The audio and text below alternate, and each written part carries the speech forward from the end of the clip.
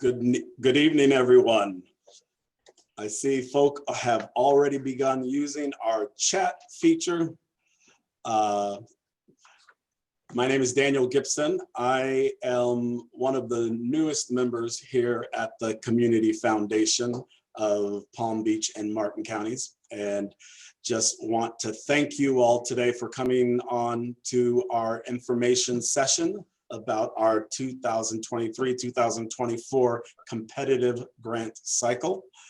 I am the new I'm the new Vice President of Community Impact here at the Community Foundation, and am so delighted to be joining the team and working with Daryl Houston and the rest of our dynamic team, who will introduce themselves in just a moment. For those, as I was looking at the names popping up today, I saw names that I know from my time here in Palm Beach County, which goes beyond 20 years at this point. Some of you may have remembered me or have interacted with me earlier in my career here when I was at United Way of Palm Beach County as the Director of Food and Housing. I also had a nice stint over at the Lord's Place as the Chief Program Officer. And the last 7 years, I was down in Miami working with Allegheny Franciscan Ministries, and was delighted when I had the opportunity to come back home to Palm Beach County and to join this team, the Community Foundation, which is an organization that I have always valued as a critical partner to the work that we do as community-based organizations. So I hope that you all will welcome me to the community. I'm delighted to be back here. And before we start the formal presentation, I think it would be great for us to go around as a team and just introduce some of our staff who are on the call today and who will be part of today's presentation. So I'll toss it to you, Daryl. You can start with that. Thank you, Daniel. Good evening, everyone. It's great to have you here on this virtual session. You know, we definitely look at how do we meet our community where they're at, and knowing that not everyone can attend the day session. So this is really important for us to connect with you and share with you this important information that this year's process. And so, as Daniel said, my name is Daryl Houston, and I'm looking forward to sharing some great information with you, and really looking for the opportunity to reconnect with you guys over these next several months. Mabel. Good evening, everyone. Mabel Colon, Community Impact Officer, overseeing the Economic Opportunity Focus Area. Corey. Good evening, everyone. Corey Murphy, Community Impact Officer, oversee our Education and Youth Focus Area. We'll talk about that later. Super excited to be here. Really excited to talk about the new things happening with our grant process. And I'm ready to go. Linda.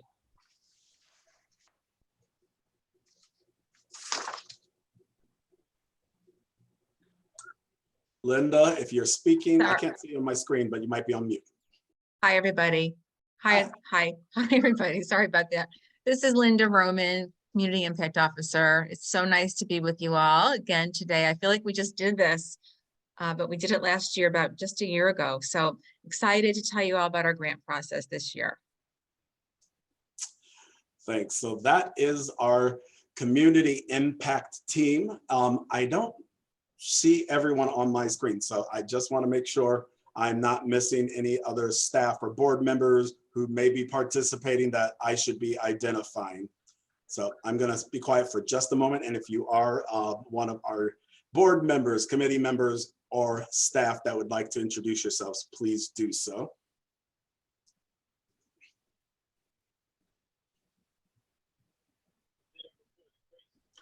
And if not, I think we can move on with today's presentation. Again, thank you so much for being here. And, you know, I'm going to try not to get distracted while I talk. I'm not going to talk a lot today, but I am seeing love and names popping up that go way back, people that I have learned from in this community. So thank you so much for offering me that welcome and that love. That feels really wonderful to receive.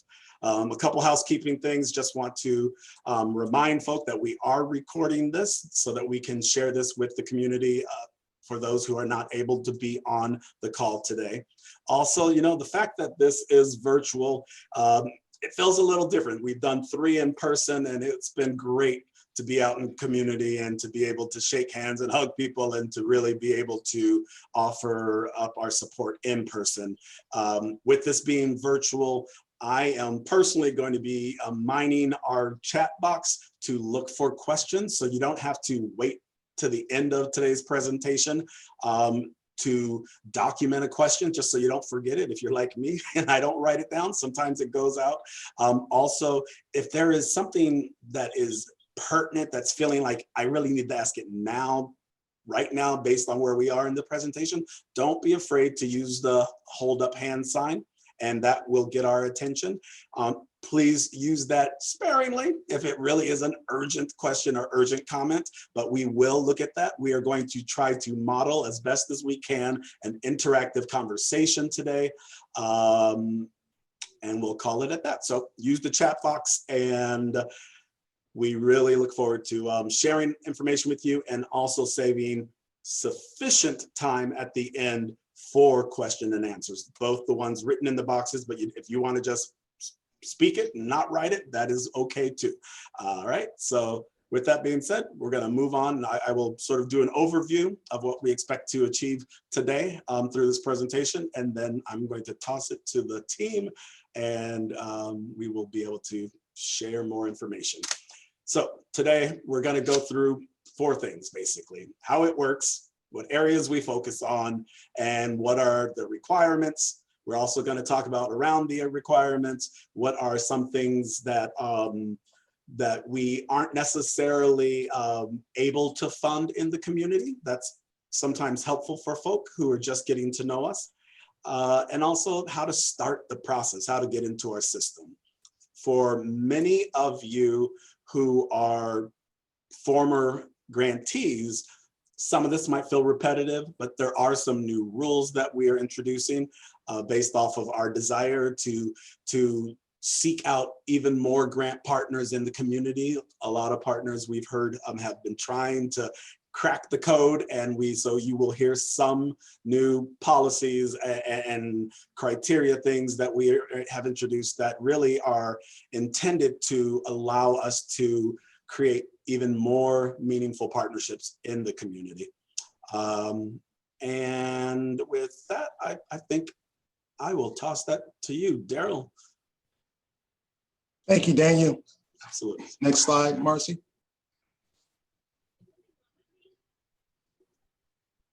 So how does the grant process work?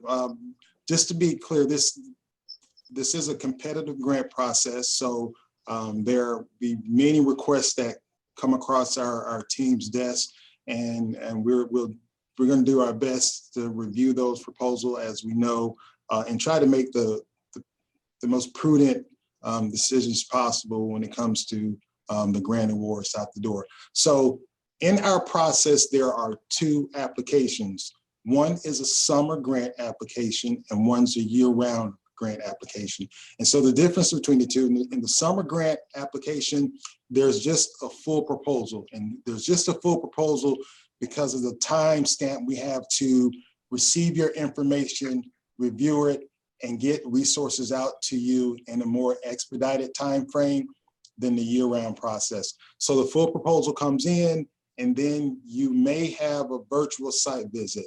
It really depends on the program request, and if there are any burning questions that need to be answered, you will get a request from one of the team members who leads your focus area to set up a time to do a virtual site visit. Then after the virtual site visit, it's typically when decisions are made. So grants are awarded, and so we will notify all participants of their status of their application. Then after everyone has been notified, those have been awarded will have measurement calls. And these measurement calls are really set up so We as community partners, not as the community foundation as the funder and you're the grantee, but as community partners can be on the same page and understand what you're trying to achieve to ensure that we can be there to support you in your efforts. Last and definitely not least, but probably one of the most important is the grant funds are dispersed to your organization around late April, early May. And once again, this is so because you have summer programs and typically are starting around late May, early June. We want to make sure the resources are in your hand. And then one other point with the summer programming, there is a final report that will be due. All this information will be provided once you go through the process. And if your organization is approved, you'll have a full grant agreement that you'll need to complete. So all the details will be in that particular document. Next, we have the year-round grants. Go back for me, Marcy. So we have the year-round grants. So in the year-round grants, it's a little longer process. So there's more information we're requesting simply because the grant period is over a longer period of time. So you're looking at submitting the LOI. If your organization receives a request to submit a full proposal, you will be notified of the timeline to submit your full proposal and then the deadline. Then following the submission of your full proposal, similar to the summer grants, there will be a site visit. Now, there may be a site visit in person or it could be in virtual. Just really depends on the scope of the project and if the grant warrants an in-person site visit. And then the last part, you may not even need a site visit depending on the proposal that is submitted. Following the site visit, similar, the grant is awarded, you're notified of your grant award. Measurement calls, similar to the summer grant process. Grant funds are dispersed, and then with the year-round grants, there's typically, there could be an interim report and a final report, or there can just be a final report, and we'll touch on that later on in the PowerPoint. Next slide, Marcy. So how are the decisions made? So we have our board of directors led by Jeffrey A. Stoops, our chair. Our community impact committee is led by board member Julie Fisher Cummings, who's the chair of that committee. And then we have our community impact staff. You have Daniel Gibson as the vice president of community impact, and then the team members below, Mabel, myself, Corey, and Linda. So the proposals that are submitted through the community foundations are reviewed by our staff and our committee. So all the due diligence are done with eyes on them, multiple eyes on the applications that are submitted. Once the decisions are made, our committee will make recommendations to our board of directors who will have the final approval for grants being approved or requests being declined. So there is a very strong process in place to ensure that we try to make sure we have multiple eyes on the requests that come through the door. And once again, try to make the best decision possible to support programs and services that will impact our communities in Palm Beach and in Martin County. Next slide. So what type of grants do we offer? We've listened to our nonprofit partners and we've increased the types of grants that we will award. So for organizations that are seeking requests for programmatic grants, these are grants that address a specific need and have outcomes attached to the program and services that they provide. So if you're a programmatic request, you will have detailed outcomes doing that will assign to you based on your program and project. And once again, those outcomes are really determined with the community partners, community foundation, and you as our community nonprofit working together to ensure that you're putting together outcomes that are realistic, but also will definitely put you in a place where it can help you be successful and not feel like you have to create these unrealistic outcomes to please us as the community foundation. Next, there's general operating. So support for organizations, overall activities, including overhead. We'll touch a little more on what those type of grants look like. And then last, we have the summer programs. As you recall, I did inform you that the summer program applications are separate from the year-round applications. The summer applications are just programmatic. So you can't request operating during the summer. You only can request programmatic support during the summer. And those programs run between June and August, with reporting due at the end of September. And last but definitely not least, as you may recall, last year, those who went through the process, you were able to apply for multiple types of grant. This year, you can only apply for one type of grant. So it has to be either programmatic, general operating, or a summer program. Next slide. And so the different tiers of grants we have mini grants, and then we have community impact grants. So the mini grants are grants that are awarded between $500 and $15,000. And typically these are the grant awards that are more aligned with smaller organizations or organizations that are new to working with the community foundation. And it's an opportunity for us to see how you manage the grant award and also provide any additional supports that you may need as a smaller organization as we begin to build a relationship with you and help you with the work that you're doing in the community. And one other point with the mini grant, there's only one reporting period. So that's a final report. And then you go to the community impact grant, where those are much larger grants. These grants typically have 2 reporting periods. So you have an interim report that you will have to submit and a final report that you'll have to submit for the community impact grants. Next slide. So what are our core focus areas? In June of 2022, our board of directors approved 3 new focus areas that they felt were important to addressing our community needs. And so these 3 focus areas are economic opportunity, education and youth, and thriving communities. And the team will talk a little more about each of these respective areas as we come to those slides. And so now I will turn control over to Ms. Mabel Colon.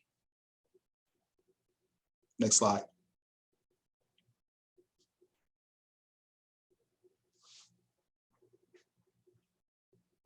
With economic opportunity, our goal is for individuals in the workforce, whether they're unemployed or underemployed, to earn a livable wage, gain independence and stability in order to prosper further in life. Under economic opportunity, we have a few priority areas, one of them being workforce development, where we focus on programs that help equip individuals with the skills and knowledge for different jobs. An example of that would be an apprenticeship program or an on-the-job training. We also have vocational training that is specific to programs that help educate and prepare individuals for trades or occupations that require certifications, such as healthcare, information technology, manufacturing, are just some examples. And then adult literacy, where we focus on helping improve the literacy as it relates to economic, digital, and reading skills for adults in order to better improve various aspects of their life. A couple of examples of that would be financial literacy classes or workplace literacy initiatives. And I am going to pass the baton over to Corey. So our education and youth focus area focuses on programs that support young people from 0 to 22 years old.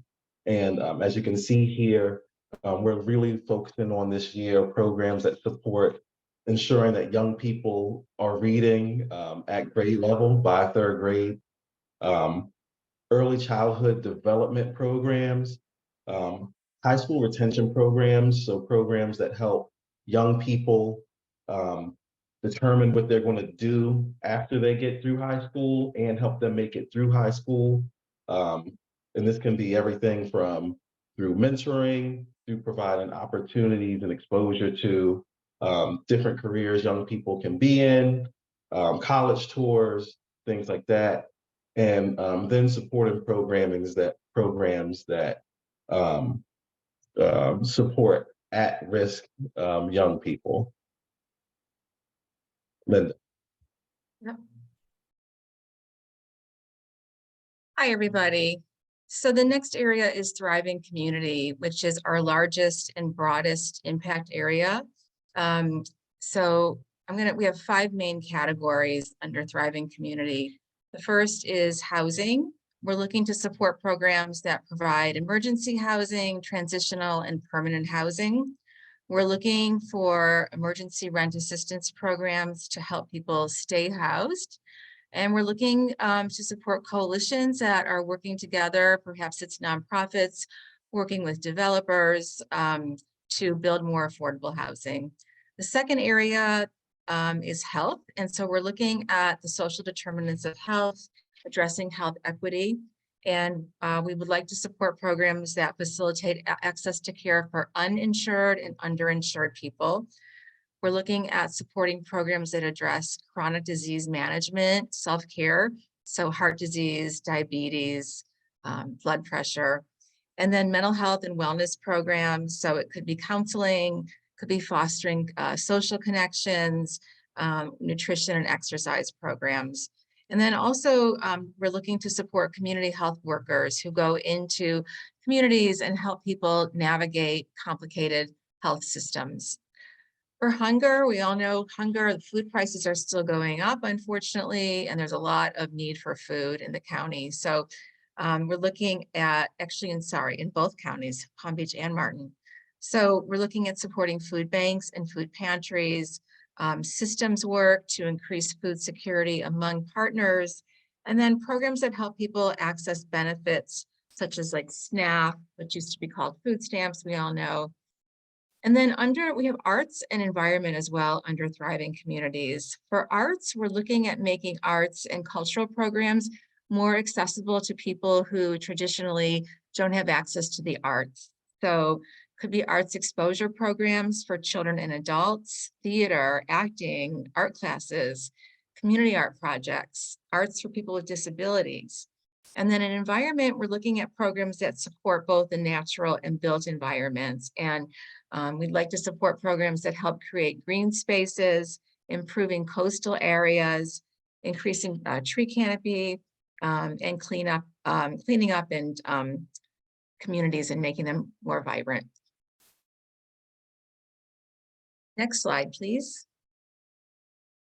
Okay, so I'm just going to talk a little bit about eligibility requirements in order to be able to apply for a grant. So you can be a 501c3 with the IRS, or you can just be a nonprofit registered with the state of Florida. If you don't have 501c3 status, you'll need a fiscal agent to be your financial agent in order to apply. And then if you do need a fiscal agent, you'll have to have a memorandum of understanding attached to your application. Also, we just want you to be in good standing with the Community Foundation, which means if you've received a grant, you're getting your reports in on time, you're showing us you're doing good work, letting us know about your successes and challenges, and just keep us informed of any big changes in your top leadership. And mostly we're looking at CEO changes. If your CEO changes and you have a grant, just let us know. And then also, of course, I skipped over, just be located within or serving residents of Palm Beach and Martin counties.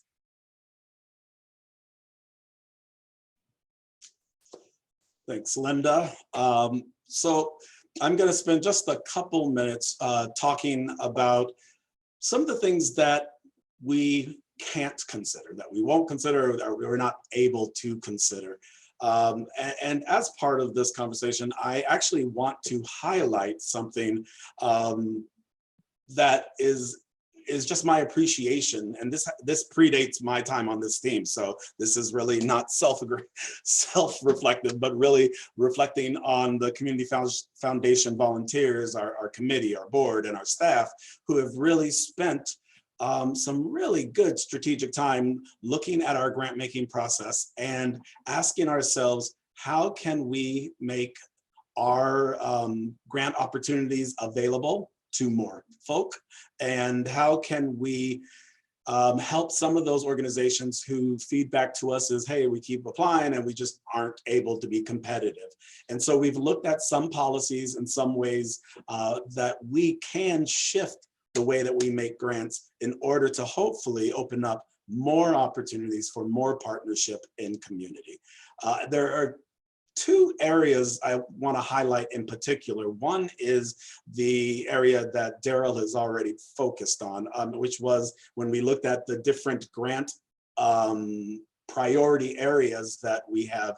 In the past, folk were able to apply for multiple areas. So we might see 2 or 3 or 4 grants from different organizations. And we really are now asking our partners to choose one.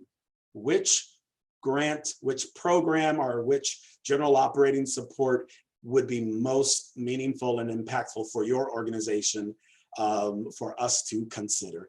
What we hope that will do is that it will allow us to provide more grants to more organizations. And then the other new rule that we are implementing is looking at the number of years that a program has been supported consecutively. So if your organization has had the blessing to have been funded for 3 years in a row, we are simply asking that all partners then take a break. We ask that you, it's not that we expect you to be sustainable and not needing our support ever again, but we're asking that you perhaps enter into some fund development strategies with other grant partners in the community, just to allow a way to sort of scale these so that we can find more entry points for community partners. There is an accommodation that we are providing with this being a new rule, and that is for our partners with many programs that are eligible. We are willing to review a new program. So if you've hit your 3rd year of eligibility, you have 2 options. One is you could, for that 4th year, ask for general operating support. And then the other option is to perhaps introduce another program to us that you think we would also be interested and aligned with in our funding priorities. The other 2 columns that you see up here really are addressing some of the asks that we have seen in the past, that we just want to be clear about what our funds are intended to support and what our funds are not intended to support.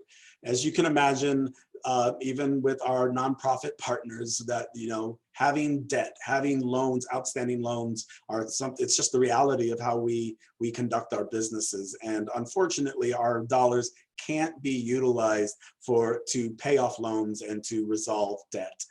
Also, for any organization that has headquarters that are not centered in one of our 2 priority regions, Martin County or Palm Beach County, yet you have services that are offered within those counties, we just want to be clear that we are willing to support, we love supporting national partners with local programs. And so you are eligible to apply for programmatic grants, but if your headquarters are not located within our regions, then we are not able to consider you for general operating support. We will focus on the activities in the community. And you'll see some of it. I don't need to read all of this. These slides, by the way, someone had asked in the questions, would this presentation be available? It will be available. We will send it to anyone on this call. Your emails have been captured, and we will be able to forward this presentation to you via email, and we will also have it online. Under the fundraising, just some things like annual appeals and capital campaigns are not what our funds are typically are ever really designed to support. And I think that's pretty clear. If you have any questions about eligible cost, eligible activities, as this slide presents, please do not hesitate to reach out to us. And at the end of this session, we will provide a joint email that we're asking people to ask questions to, and we'll be able to share that at the end of this presentation. Mabel? Thank you, Daniel. And we just want to provide a little bit more clarity and hopefully some guidance as it relates to the question that some of you might have right now in your head. Should I do general operating or programmatic? So we have a couple of bullet points that we want to share with you as you consider what you would like to submit a request for. So the Community Foundation prioritizes general operating requests from organizations who meet the following criteria. So the operating budget is between 100,000 to 2 million. The organization may have minimal programmatic activities, yet measurable impact and benefit to the community. As Daniel just mentioned, if your program has been funded for 3 consecutive years, meaning the same program has been funded 3 consecutive years, not necessarily your organization, but the program. Applications that demonstrate why general operating support is currently more crucial. And I want to emphasize the word currently, because that is another piece that we will be using to consider the general operating decisions. Next slide, please. The Community Foundation also is encouraging organizations not to apply for general operating support if any of the following criteria are true. If your operating budget is over $2 million, if you can make a programmatic request, you should. And nonprofits of any size who have never received funding from us, meaning new organizations to our footprint, not necessarily new to the area, but new to the Community Foundation. We are encouraging you to consider the programmatic request so that we get to know you a little bit better and help build that relationship with you. And again, just want to emphasize the importance of applying for a programmatic request as much as you can versus a general operating request. You know, and I'm going to just jump in there before we go to the next slide, Mabel, just to reiterate that the Community Foundation is listening to you. We have heard loud and clear creating opportunity for general operating support would be meaningful and helpful to the community. As we enter this new realm, which it is a new realm for the Community Foundation, we will continue to evaluate our priorities, how we go about this. We are a volunteer-driven organization, as we referenced earlier in this presentation. So there are lots of moving pieces, lots of donors connected to this. And so as we enter into this new trend of considering general operating support, we ask for you to come along with us and don't be afraid to provide your feedback. So if you have questions later today in this call, or if you have sort of comments and or opinions about our criteria for this year connected to this, we welcome your feedback.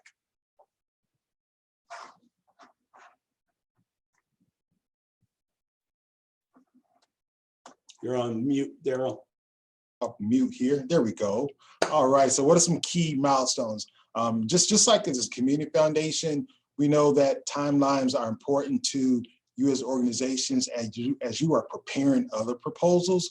So you will know when to share information about potentially receiving a Community Foundation grant with other funders, like when we ask, do you have a timeline when you anticipate receiving funding? So we just want to be upfront and just make sure you have all the information possible to prepare your grant process, whether it's through the Community Foundation or if it's another grant timeline that you need to reconcile. So the process opened on December 1st, as y'all know. On December 5th, LOIs are due. Also, summer programming for proposals are due at the same time. So the LOIs and the summer program proposals are due at the same time. So what I'll do quickly is go down the summer proposal timeline, and then I'll go to the full proposal. So summer proposals are due January 5th.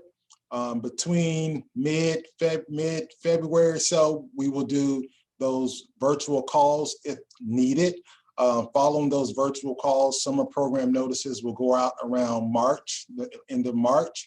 And then grant dollars will go out the door to these organizations around late April, early May. Once again, this is to get the resources in your hand and time enough so you can begin starting your program for students or youth that are coming out of school to go into summer activities.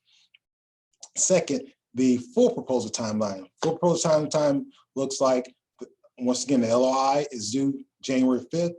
Full proposals are invited back on February 9th. So if your organization makes it through the first round, you'll be invited back to submit a full proposal. Those full proposals will be due on March 1st at 5 p.m. Following those proposals due, we'll conduct site visits. Some are virtual and some may be in person. Those will also take place between March and April for the full proposal site visits.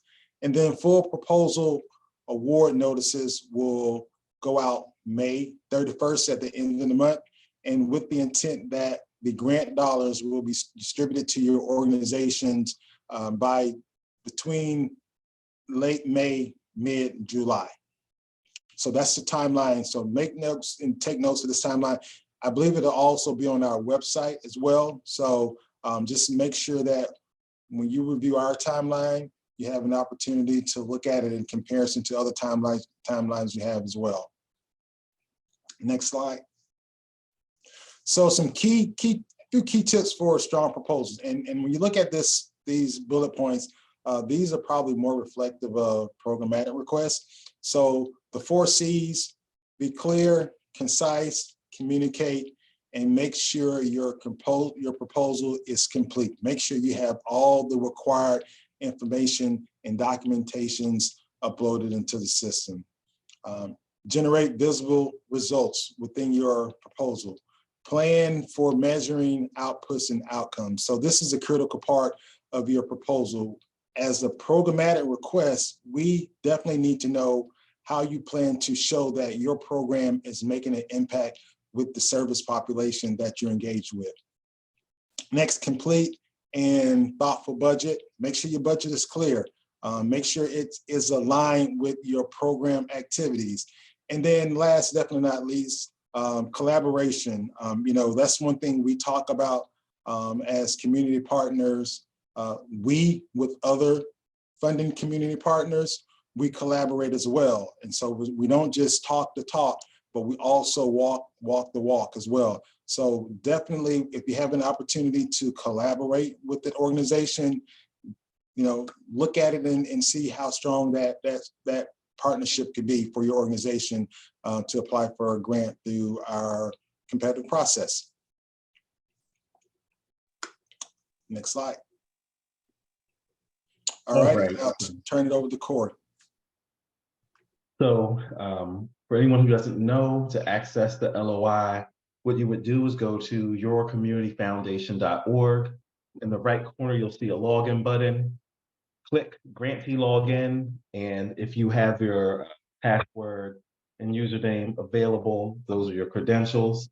If you don't have that, you can click the button that allows you to reset it. For new grantees or potentially new community partners, you'll have to create a new account. And of course, if you have any questions about any of this, we have an email address that you can use. We'll show it in a second, where you could submit any questions or give us a call. Next slide. So when you log in, one of the first things you'll see is 2 sections. One, it'll say Community Foundation summer programs, and then the other section will say Community Foundation letter of inquiry.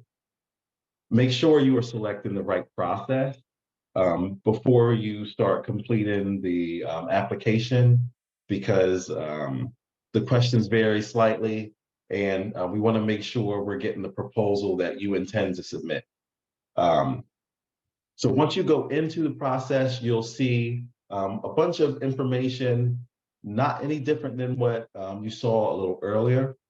We'll ask you to confirm that you are indeed eligible to apply for Community Foundation dollars. If you are, then you would click yes. That will open up the rest of the application.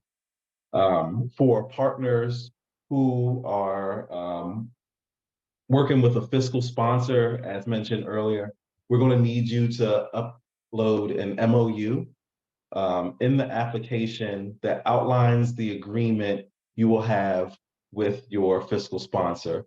Also recognize that we are holding your fiscal sponsor liable for any data and reporting that needs to come back into the Community Foundation. Next slide. So for a program budget, there are a few pieces of information that we're going to ask for. And one of those things is for you to upload your operating budget. This is the budget that you had approved at some point in your fiscal calendar year. And when you upload that, we also would like for you to put that number, whatever that final budget number is, in this section that says operating budget amount. Same thing for the total cost of your program. As you are creating your program budget using our approved budget form, which you can find online, it's embedded in the application. And you click the link, you download that budget form, and then you complete it. One of the items there is total cost of program. In that budget form, we want to make sure that number is the same as this number that you put here. So only complete this question after you've completed your budget. And then for the grant request amount, that number 2 will be in the budget. And we'd like for you to put that budget, that number here in the grant request. Complete those sections only after you complete your budget, our request. Next slide. Okay, so the executive summary, what we're asking for is 2 to 3 sentences that describes your program request. And we use this information to communicate with different people in our foundation who may want to know what this request is about without reading the entire grant request. And so by completing this section, and it is required, we are giving you an opportunity to use your own words to allow us to explain what you do. And this final section, collaboration and community leaders, as Daryl mentioned a little earlier, collaboration is something we absolutely love to see.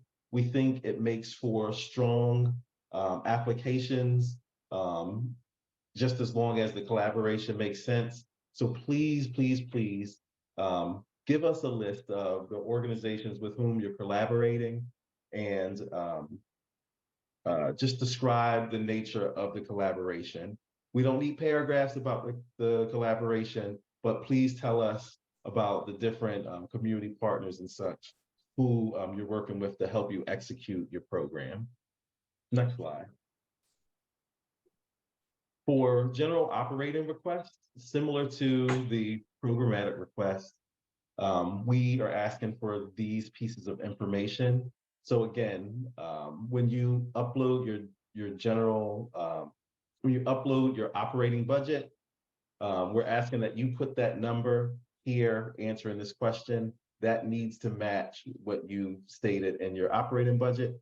And then for your grant request, we want to know how much money you are requesting for general operating support. And so you will put that number in the grant request amount. Just a quick note, Corey, for the group. On the previous slide, it talked about collaboration and leadership. One thing I know in many cases, in many applications, you have to submit some type of MOU for your collaborative partners.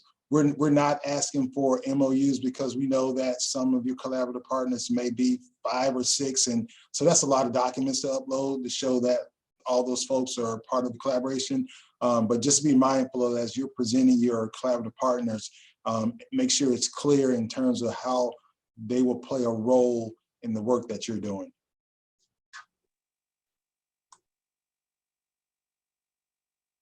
All right, next slide. All right, so we'll open it up for questions, but if you have any questions outside of our session here today, you can send an email to cigrants@cfpbmc.org. All of our team is monitoring this address, and it'll make it easy for us to get you quick and streamlined answers to your questions. With that, I'll open it up for questions. You know, and I will just say before you all start answering some of the Q&As, and I think Linda and Mabel are going to sort of work together to make sure we've answered questions. I know there's something that just came in around timeline and due date extensions. But I just want to stress that the email that you see here that Corey just shared is our way to streamline the process. And so even though you may have a very direct relationship with members of this team and you may email us regularly, we're asking if you have a specific question about the process and the grant, not about your application, but about the grant process, to try using this. And it's our way to sort of streamline the questions we receive so that we can create FAQs if we need to, and we can make sure we get our responses to you, to the other grant seekers as well.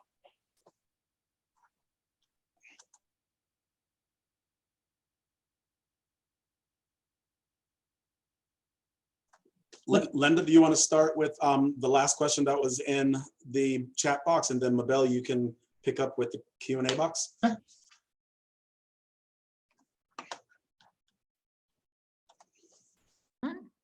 I see a couple comments in the chat. Sorry, Mabel. Everyone's talking at once. I see a couple of comments that this was helpful, so I'm so glad. And then we'll go into the QA. Mabel, go ahead. I think the question that was Tanisha's question about extending the due date to January 12th. Okay, I just want to make sure that we honor that and we provide a response to that. Right. Right, Tanisha, so the answer is, unfortunately, we cannot extend the due date. We know it's over the holidays, and we're just hoping everybody can start sooner rather than later so that you can get it done before and then just go and enjoy your holidays. So just a really tight timeline for the whole year for us. I'm going to go ahead and review some of the questions that came through the Q&A. There might be a little glitch where some folks may not see the Q&A on their end, so I want to make sure that everyone on the call does receive the same information. As stated earlier, the presentation will be available on our website and also will be shared, I believe, via email to all those that are here today. Someone had asked a question. Did you say for the larger impact grant that only one award is issued? I'm not sure if I understood that question correctly, but I did reiterate that this year, different from last year, for this grant cycle, you are only able to apply to one grant type, and that is one of 3. Remember, it's general operating, programmatic, or summer program for this grant cycle. Another one is how many— Before you continue, just because we're getting a flood of questions now, which we love, and we definitely don't want to miss, feel free to also use the raised hand thing and get our attention, and you can ask your question live. You don't have to write your question. We would welcome to actually see your face and to speak to you as well. Another question was how many community impact grants are awarded. For context purposes, we awarded 116 grants last year at 4.4 million. It all depends on the requests that come in for the award amount. So there is not a specific number that we go off of. Someone had Yeah. applied for Impact 100 grant. Are we eligible to apply for this grant? Yes, Impact 100 is different, and it's not affiliated with this competitive grant cycle with the Community Foundation. We went see through a this question. process last year and got through the site visit, but did not get the grant. How do we get feedback? We invite you to contact whoever it is that you met with, even if that's me, Linda, Daryl, or Corey, and we will gladly connect with you about that. And if anyone else on the team wants to help chime in on some of these open questions in the Q&A, I just wanted to at least review the ones that I answered on my end. Actually, I'm looking at the chat box, and what I'll do is I'll present the question, and then whoever on the team wants to step forward. So we have a question from Dr. Glenise Davis Glover. She wants to know regarding partners and collaborations, do these include the funders that are instrumental in helping to fund the project? I can take that, Daniel. Great. So in the budget and in the application, we provide an opportunity for you to list your partners and your grant partners. So foundation partners, anyone who's providing funding either pending or currently secured, we give you an opportunity to put that information in the grant. And we want to know that not to be punitive, but to understand how the Community Foundation can help support any gap in funding you might have to get your program at 100% fund to have your program 100% funded so that you can execute your work. We know you need money to do it, and when you don't have that money, there has to be cuts to your program. And so there's an opportunity to list all of that in the grant application. And I would just add to that section is not, you don't do that in the collaboration section. That is an entirely different question tied to your budget. So when you present your programmatic budget, we ask for the funders and resources that are being used to support that outside of our funds. And for anyone applying for general operating, we have a recommended way that you can also provide what are the sort of joint efforts, not by name, but by category. You know, grant funding, how much do you receive? Just so we can sort of understand the mix of funding within your organizations. So it's slightly different way that is asked based on which category you're applying for. What was the next question I saw is there an organizational budget limit for programmatic grants, or is that only for general operating support grants? So You're the on mute. budget, yeah. You hear me? I can hear you, Linda. Daryl, you're on mute. So go for it, Linda. Yeah, so the budget size limit is our maximum amount that you can apply for, which is 75,000. So I hope that answers the question. I think they're asking about organizational budget. So the answer, oh, I see. Natalie, is no. So we have a maximum organizational budget for the general operating, which is just at this time, our focus for general operating is really targeting our smaller organizations.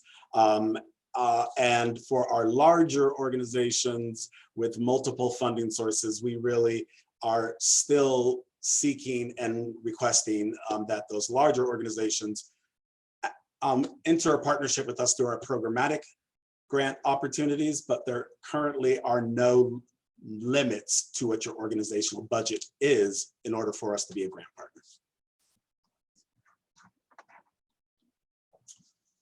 Can you tell us how many organizations were supported last year, and do you expect to fund the same amount total this year? Daryl, I know you know this. Sure. Last year, as I think Mabel mentioned earlier, we did 116 grants for just about 4.4 million. This year, once again, we have hopefully increased resources, so we're hopeful that we'll be able to do more grants this year, but we don't have a specific number that we aim for.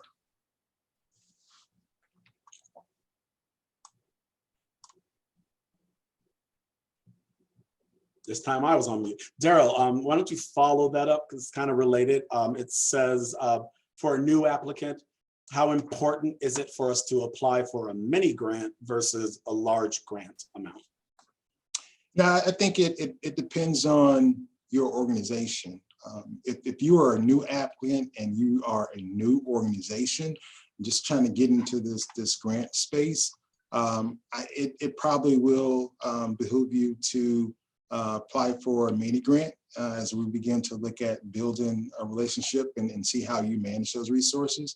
If you're a long-standing organization and you just have not requested funding from the Community Foundation, I think there's the opportunity there for you to apply for a larger grant award, especially when you show that you've been an established entity and you've been showing outcomes and showing the impact that you've been having in the community.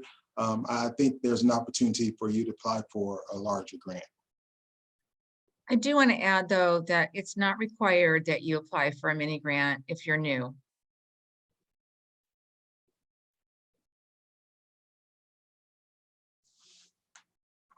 So that's it on my side as far as questions. Mabel, are you seeing any more from the yeah, I Q&A? see a few more. So I'm gonna do the popcorn thing and send it out to the rest of my team. I will answer this one because I believe Linda did help with this one, and so it's not visible for folks to see. Do mini grants and community impact grants operate on the same timeline? The answer is, can you hear me? The answer is yes. Summer grants operate on a different timeline. So mini grants and community impact grants are July 1 to June 30th, and summer grants are May through September. Okay, and I'm gonna go back to the more during the session, someone had asked, will the Community Foundation fund an existing program that falls within your funding priority area that is not an expansion of that existing program? Yes, we can look at proposals for an existing or a new program. Yes. Or you can apply for the same program if you've taken a year off. If you go that route, we really recommend that you show show your results and show how you are enhancing the program and moving it forward. And Kelly, just to once again encourage, if folk are brave enough to talk live, I just want to make sure if that doesn't answer your question, because I was actually seeking a little more clarity on the question personally. If that answered your question, fantastic. But if it's a little more nuanced, feel free again to use the raised hand feature so we can allow you to verbally state the question out loud as well.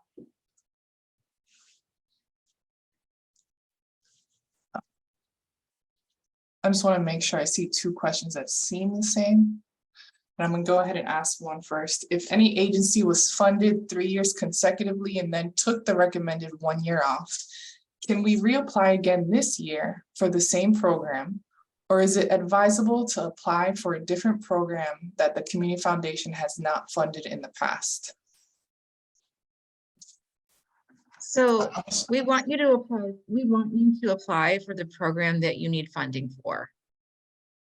So if it's the same program, as I said, just make sure that you tell us how the program is going, if you've enhanced it, what your outcomes are. Does that make sense? Or if you still have questions about that, let us know. Just raise your hand or put it in the chat. Yeah, and just to restate that it really is, it's not our asking folk to take a break isn't a comment about the program. It's a comment, it's really a strategy to open up opportunity for other folk to come in. And so that's just one way that we are looking at ways to introduce new partnerships to us.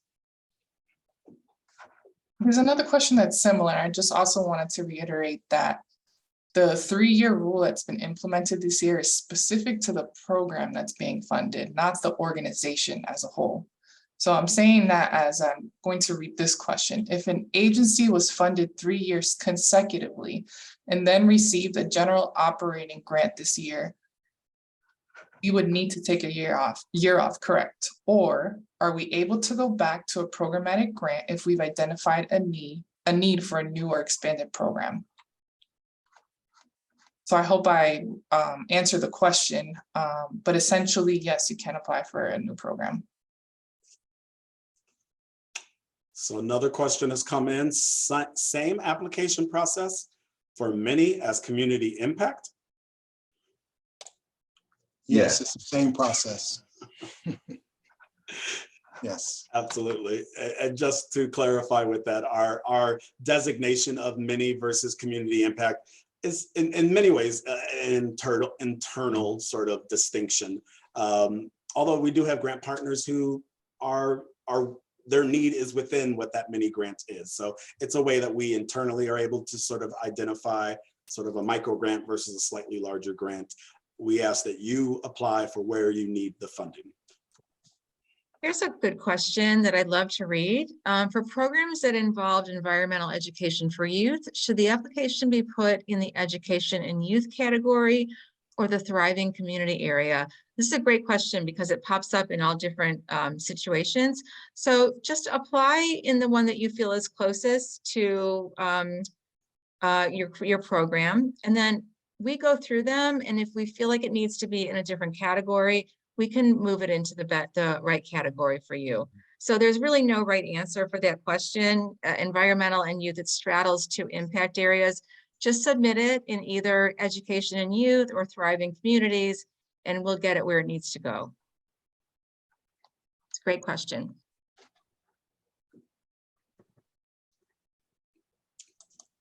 Who wants to talk generally about measurement outcomes? Which one of you guys want to jump in on that one?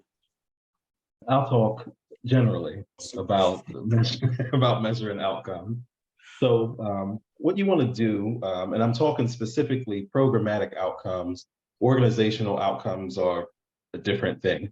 When you are thinking about the outcomes you want to measure with your program, it really stems to understanding what the needs are for the population you're serving, and then thinking about how you will know you are supporting your community or your population with the program you're proposing.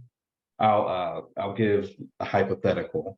So let's say you are, and I'm only using this example because I see someone on my screen, you work with homeless youth. That can be in so many different ways. It could be through providing emergency shelter. It can be providing food. It can be any number of things. The way I would, and I'm speaking generally here, the way I would measure an outcome for a program like that is one, thinking about the number of people who you're serving, thinking about whether they are actually meeting a global outcome that you want to see. So are they better off? So are they in a stable place? Did they find stable housing?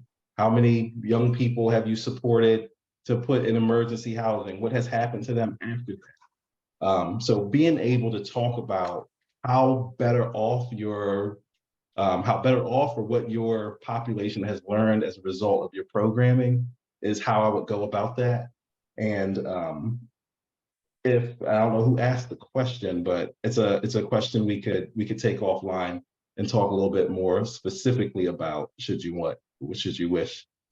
That's I would also add, when you're looking at your outcomes, you really want to take it from the approach of what's been a change in the individual's condition, or what's been a change in their knowledge. So if you just say, we've served 15 kids and all right, we served 15 kids, but what has been the change in serving them?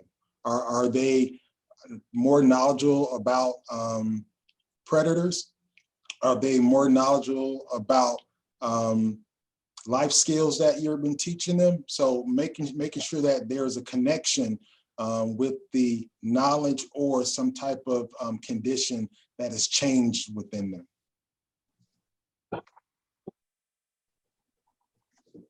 Yeah, Corey, I was just sharing, if you're not able, that question was from Kelly Warsaw, Insight Through Education. And this is one of those areas that in particular, if you are a newer nonprofit, new to grant writing, I know I see lots of our seasoned partners out there who could probably teach your own school around these topics. But if this is something that feels overwhelming, please reach out to us. This something like measurement outcomes should not be a reason that you don't apply. And it should not be a reason you don't get funded.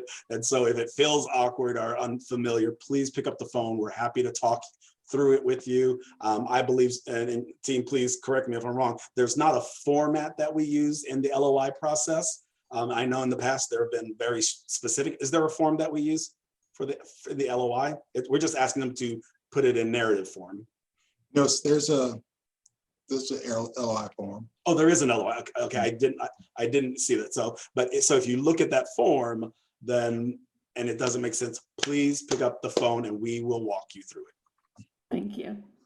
And this goes back to that part we talk about being community partners. We're here in support of you as our sector that is in the trenches, who really are doing the work. I mean, to be perfectly honest with you. And so without you, the changes would not happen in our respective communities that you're addressing. So lean on us on, and whenever you can, reach out to us, email us, because we're here to try to find a way to support you in your work. It may not always happen, right then and there, but it's hopeful that, we can get to that point where we're doing high fives and we're doing elbow bumps and fist bumps, and we're just enjoying the changes in the communities that you've created.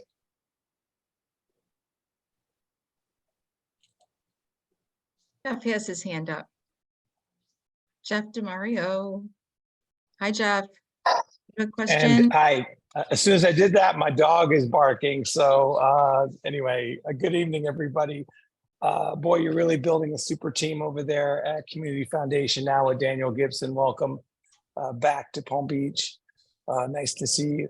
I just wanted to take this opportunity to see if there's anybody on the call that's interested in the collaboration around affordable housing. It's definitely a hot ticket item for Vita Nova as we try to navigate this space with youth and homelessness. And so we wanted to see if there was any partners. I always see these meetings as an opportunity for us to reach across the border, reach across the county to another zip code to see if there's something we can work on together. We still have time to do that. I'll throw my email in the chat. And if you want to connect, let's do it. Jeff, let's you and I talk about that as well, because I've been talking to some different partners so there might be an opportunity there. I wanted to make a comment to take us in a different direction about getting support from the staff. Like Daryl said, I mean, we're all here. We all want to support. We all want to answer questions.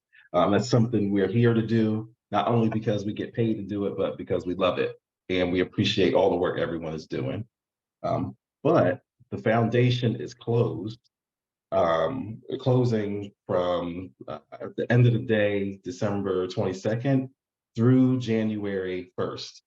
And so if you have questions, we encourage you to get those questions in prior to that time, because the team will be, I don't know what everyone else is doing, but I'll be up north somewhere. And so not going to be looking at my email address, email and things like that. So take a look at the application tonight, tomorrow, the next day. Please get your questions into CI Grants. And if you have anything burning or very specific, we'll be able to answer that because we love to do it. But I just wanted to make sure everyone knew that the foundation is going offline for a week and some change. And so it'll make it tough for us to answer all of the questions that might come in over that time when we get back into the office on January 2nd. And in addition to that, try to log in, actually, please. I kindly ask that you please log into your portal this week to ensure that your account password and all of that works appropriately. Also, there may have been some staff changes in the last year since that portal was last used, and we want to make sure that whoever is responsible for the grant, their name is reflected in the system and not Sally Mae from last year, who's no longer a organization. So please make sure that's updated. That way we can also help troubleshoot on our end before the holiday break. With that being said, we still do have a couple of questions in the Q&A that I want to make sure that we also go over. Someone had asked if municipalities are eligible for funding. Organization has to be a 501c3 or have a fiscal sponsor that's a 501c3. So your organization, you can be a municipality, but the grant award must be for the betterment of the public at large. So it must be for the betterment of the community. So you can't apply for a grant internal to Delray Beach administration. It has to be a program that's going to impact the community at large. I'm just gonna go back and forth between the Q&A and the chat. Yes, someone is asking if there's character/word limits on the LOI application. Yes, there are. I think we are also a little generous with the word limit. So, let's see. Depends on what your definition is. Another question. There is a question about grant writing. Did you see that one? There was one asking, is there such thing as a free grant writing course? I'm going to make an assumption because I don't see you, Ms. Sonia Gomez Rodriguez, but I'm going to make an assumption that this is a new process for you. And it can feel, I can remember early in my career that grant writing seemed like the scariest thing in the world.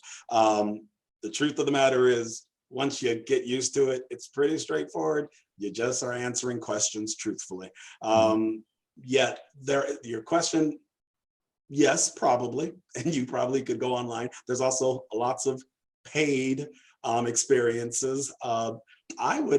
There's probably tons of advice from the different leaders on this call of what they would recommend you do. I know that one of the resources in our community is Nonprofits First, and you could pick up the phone and talk to them about your desire to get some experience and see if they have any resources for you. They're one of our trusted partners, and I don't know if any other leader on the call has any advice to Ms. Sonia Gomez Rodriguez. Yeah, I would say at times of Spirit of Giving in South County, they'll have some trainings for their members. And I think, correct me if I'm wrong, if you're not a member, it may cost you a small fee just to participate in the workshop, but they typically will do some type of workshops as well. Just have to see which in the queue for delivery. That's a good one. Any of our nonprofit leaders on the call have an idea or a resource that you guys would like to share to your colleague? There are a couple folks that actually. This is Jeff is going to say Jeff something. again. Sorry, yeah, sorry. I would say this is a good opportunity to collaborate with a nonprofit that's gone through the process and maybe team up with them about how you would answer these questions and how they would answer it. Quick tip is to convert these questions into Word so that you can figure out your word limits and figure out what you want to say before you put it in the portal. So someone that's done this before can easily walk you through. And then once you get the hang of it, like Daniel said, you'll be writing in no time. Thanks, There's Jeff. there's a ton of information on YouTube that's free. Just put in grant writing. And if you have questions still, you can always call us or email us and we'll respond. So I'm going to do last call, and for not written, for hand raised questions. Last call. Let's see if any hands come up. I truly just want to hear people's voices other than our team's voice. But no, go for it, Darren. What you got? What you got? Before you officially close it out, I have to do my spiel at the end. So as always, and many of you that have been to our in-person sessions and also our virtual session that we started a couple years ago, there's a deadline on January 5th at 5 p.m. The application opened on December 1st. So that means the window to work and submit your proposal ahead of the deadline is here. So please don't wait until January 4th or January 5th to begin to input your information into the application form. Technology happens. And so there may be cases where you have everything ready, you just need to submit some document and something just unfortunately prevents you from uploading the documentation. Our team is around on January 5th, but I don't know if we'll be right next to the phone at 4:59 p.m. So just try to make sure you think ahead and try to get in on time. If you have any questions or any issues, as Mabel said, reach out to us and we will try to resolve it as soon as possible. That's good advice, Daryl. Thank you for that. I do have a couple more questions in the Q&A. All right. For let's those go. that went through the Q&A route. Does the Community Foundation require audited financials? Sorry, I was just pumping. So we require that you put in either audited financial. If you don't have an audited financial, your 990 or 990 easy card. So we know that some organizations' budgets are below that 50,000, so they're not required to submit a full 990. But you just need to upload the appropriate documentation into that particular question. How does the Community Foundation count in-kind contributions and resources? Is the question about in-kind and if you put that in your budget, or what are we talking about? If you put in-kind research, I mean, if you're getting support for a school bus or something like that, I would put it in there. It lets us know how things are being funded, and we're able to look at that and see whether we think your program will be viable based on the dollars you are asking for from us in your program application, but also through those other resources where you are getting support. And so if you have in-kind support on major things, I would say so. I would say put that in there. Yeah. That comes up quite often with food banks. So it comes up often with food banks or pantries where maybe there is a $10 million budget, but 8 million of it is food. So we definitely want you to put that into the in-kind line on the budget. Sorry, Daniel, go ahead. No, not at all. Not at all. I think we're all on the same page.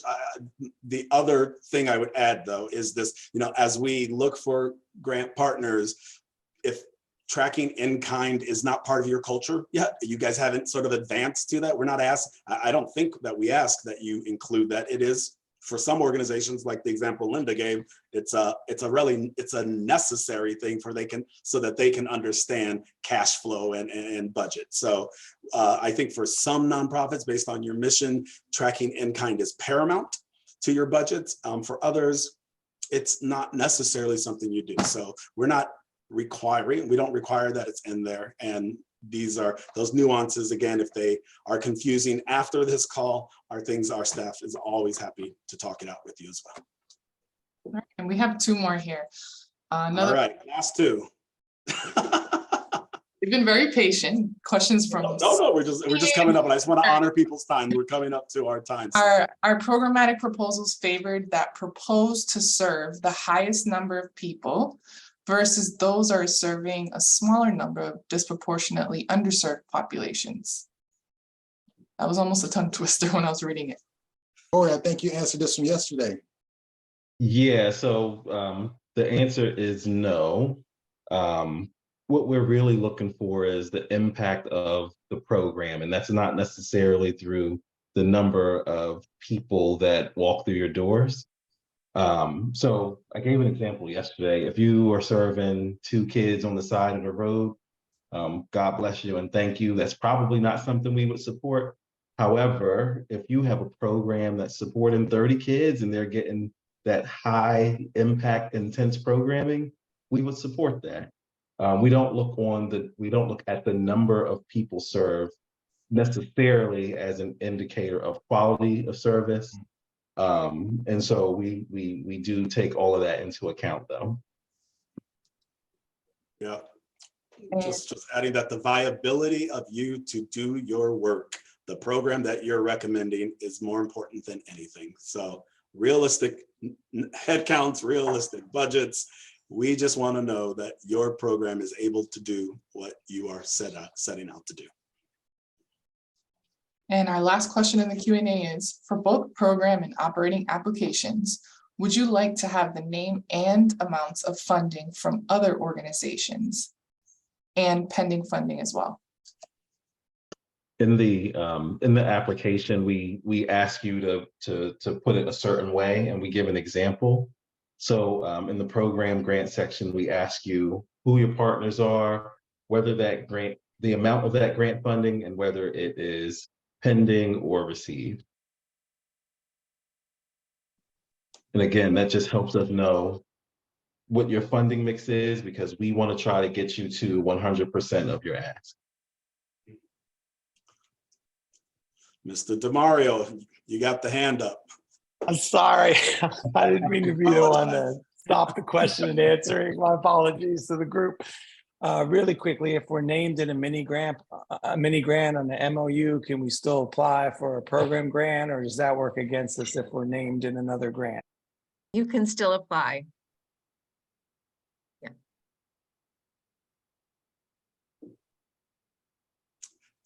All righty, now what should everyone do before January 5th? Eggnog and have fun. Log in. Celebrate your family. Have a Log wonderful on. holiday. And then submit your application on time by 5. Yes. Thank you. And with that being said, I'm just going to take the moment to just thank you all for being on this call. And I see some of the gratitude also coming that we've had a nighttime session. We really have thought this out. We want to make sure that we are available for you when we can be available. And we in fact have one more session out in the Glades tomorrow, because we heard loud and clear that the Glades needs us to come to them. So we are truly trying to be as community centric as we can. We welcome your feedback, not just about this session, but our grant making process. For those who I don't know, I am so excited to get to know new members in this community. For those I do know, I am delighted to be home and to be able to see you all and come see your new campuses if you have them. And this is really about growing a community with one another. We as the Community Foundation cannot be the Community Foundation without you, our community partners, who are doing the hard, wonderful work to make our counties, our communities healthier, safer to live in. So thank you so much for being on the call today. Much gratitude, and we will be in touch. Happy holidays to all. Happy holidays. Thank you.